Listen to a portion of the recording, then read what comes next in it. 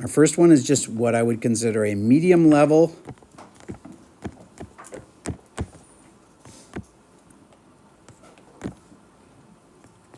Can you find the common denominator and add it all up? To start with, you can copy this. Even if your motivation is low, you can copy it. And after that, you got to start thinking, what could I do to both sides to make it have a common denominator?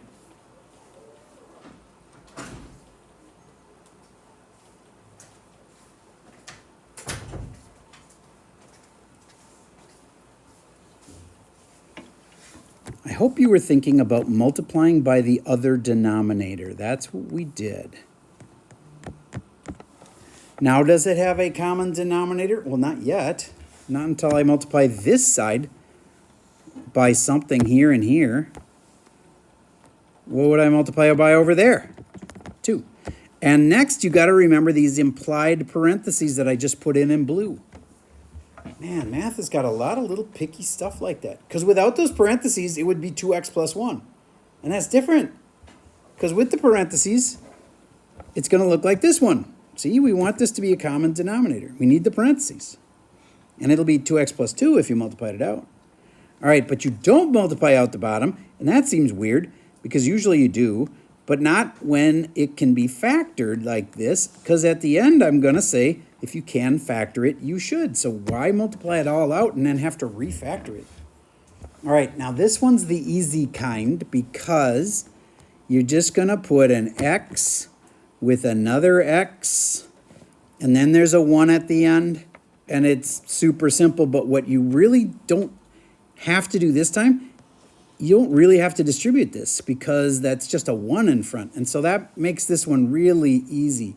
If this had been like a different number than a 1, or if this had been a minus, a lot of people would have got this wrong.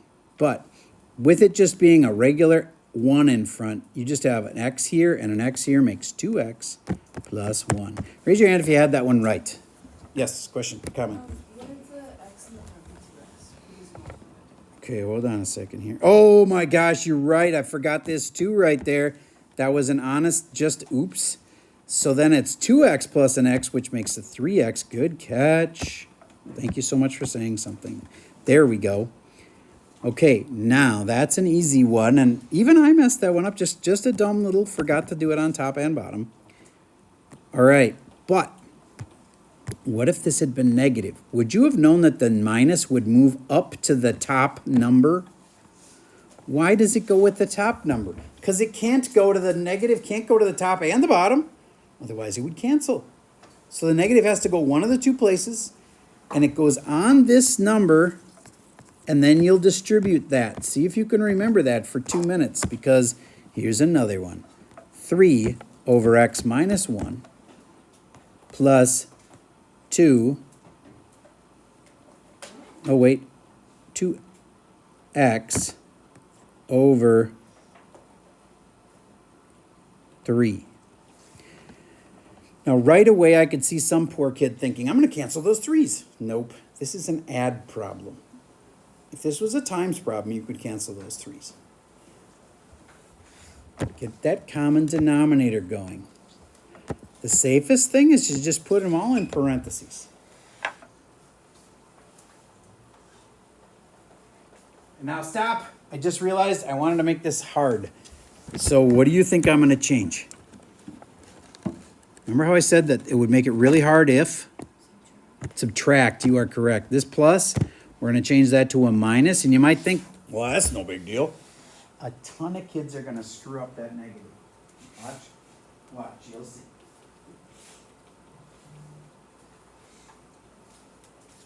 Pause for a second while you work this one out. All right, here's the easy part. You just multiply by the other denominator. So in this case, that's x minus 1 and x minus 1 here. And then the other denominator for this one is that denominator right there. So it's a 3 and a 3. I'm going to remember to do it on top this time. Okay, now I've got 9 over, I'm going to put in the implied parentheses here. A single number like a 3 doesn't need parentheses, but it makes it more clear that it's times. All right, now here's the part where I'm a little afraid that some of you are going to mess up this part.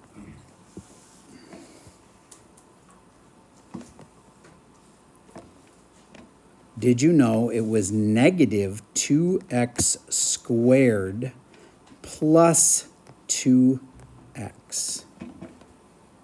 If you did, then to write it in standard form, you'd put the negative 2x squared first, then the 2x, then the 9. And now if you can factor it, you should, but that one won't factor. You might want to, on the test, like make sure it wouldn't factor, but this one won't. And there you go. That's it.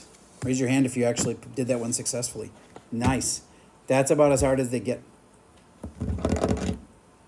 Okay, so there are a ton of little things. Would you agree if you had a kid at lunchtime ask you like, hey, how do you do this? How do you multiply that? You'd be like, whoa, man, dude, you got to know that. It comes up all the time. You seriously don't know this? Like, you got to know that. That's what you would think. Well, I feel that way with you guys on the thing called the first 20. Because like a ton of kids on that question, that little quiz of 20 questions, the average score is about an 8, which is like a really bad F. It's not even close to passing. Okay, so a lot of you guys don't know little things like this, and like, I'm like, what? Dude, you don't know that? That's like basic algebra. And that's how I feel about all 20 of them.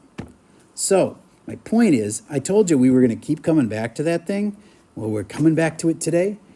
And then over the weekend, you're going to go back to it again and take another one of those. We're going to do one in class today, one over the weekend. We are just going to keep hammering those 20 algebra basics. And I know some kid sitting there right now going, it's just x squared plus 9. No, it's not. And no, it's not. Why not? Because if you know how to do this, it's like this. You know what I mean? It's going to have 4 parts to the answer. Nope, I know you know how to do it now that I showed you that. But it's little things like that. You got to have these down. If you do, then this class becomes so much easier because you don't like get tripped up on the little things. That guaranteed is somewhere between now and the end of the year. And then guaranteed it's going to come up again in pre-calc, and they'll just expect you to know that. All right, here's another one that is one of the 20 really important ones. And a kid asked me last hour, how do you do slope again? And I'm good with the fact that he asked me that because he wanted to learn how to do it. But would you agree that slope has come up since, like, dang, 5th grade probably, maybe 6th? Okay, so slope, you do y minus the y over x minus the x, and the last shall be first. You start with that. Everybody, please figure out the slope of this thing. You gotta know that. It's an absolute basic. Is that a 3? That is a y minus a, sorry, the number. 2 comma 3, yeah, that's a scribbled 3, I'll make it better. It was a 3.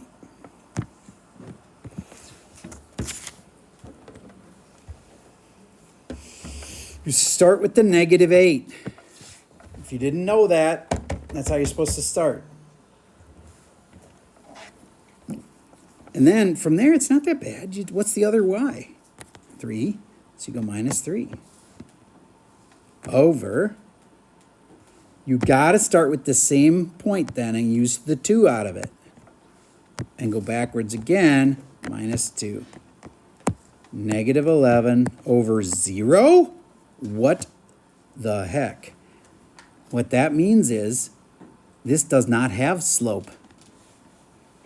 Would you agree you can't divide by 0? Like calculator would say error.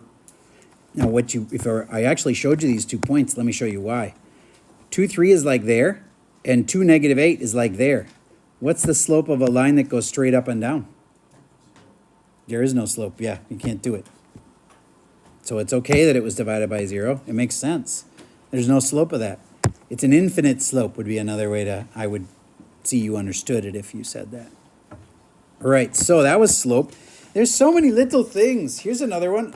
If you know this, I'm going to just be like, oh, awesome, he knew that. Did you just solve this? If you don't remember, I'll show you in a sec, but this was in your algebra class. It's going to come up in pre-calc a lot.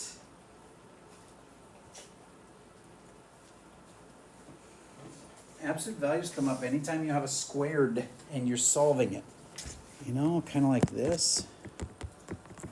Then you go square root, and you get an absolute value. In case you forgot where absolute values come in, that's where they come in. So you end up with two answers because absolute values split into two things. This is an Algebra 1 topic. You gotta have this down. That's why I'm gonna keep coming back. And you know what's gonna happen? The average score in this class is, as you get better on this, the average score on my tests is just going to go up, because you'll make less dumb mistakes, because you'll know your regular algebra. So then algebra 2 becomes easy. All right, here's what you should have had. X minus 3 is 8. And the other one, you weirdly just copy it exactly the same at first. And then you go, well, that'd be dumb. I'm not going to do the exact same thing twice, right? So this one becomes negative. That's the only difference between the two equations. Because what's underneath here could either be 8 or it could be negative 8. That's why that negative comes in right there.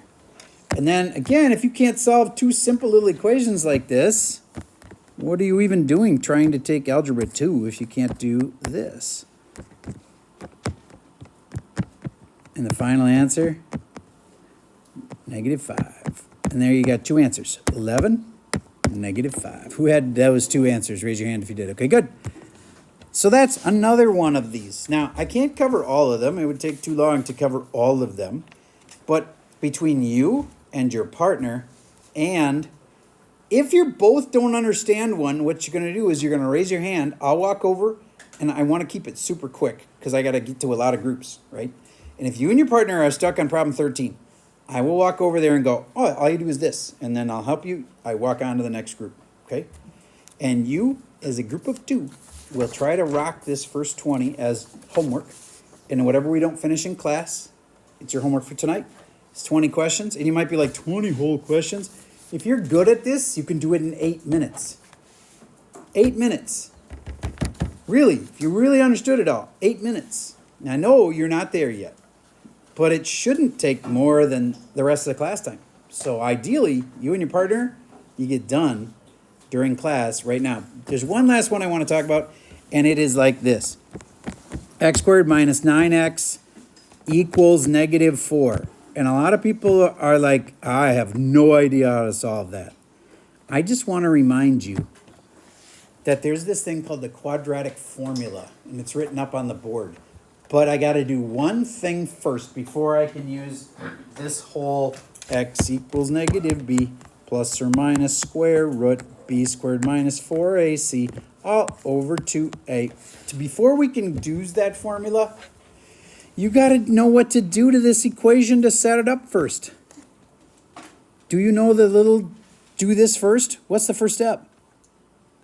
Say it if you think you know. Add 4 is correct. Plus 4. You know why? Because you want quadratics to equal 0. And once this thing equals 0 over here, then you've got your A, your B, and your C right there. So the first thing you do is set it equal to 0. And again, this part here will end up equaling 0. And any quadratic that's equal to 0, you can use this on it. And then you just stick all the numbers in, and your final answer comes out to like 3 plus and minus the square root of 17 all over 4, or something like that. And this is a perfectly good answer. That's how they look. That's the hardest one out of 20. Let's just get it equal to 0, and then use the quadratic formula. All right, now, I totally get, last hour there was many times where both people were stuck. Just fire up that hand. I walk over. I bet I can fix it in 20 seconds. All right, your only homework for tonight is to finish this puppy. Make sure this one's done, more than almost any of them. Because these top 20s, these are huge. We're going to do this 4 more times before the end of the semester. All right, get it done.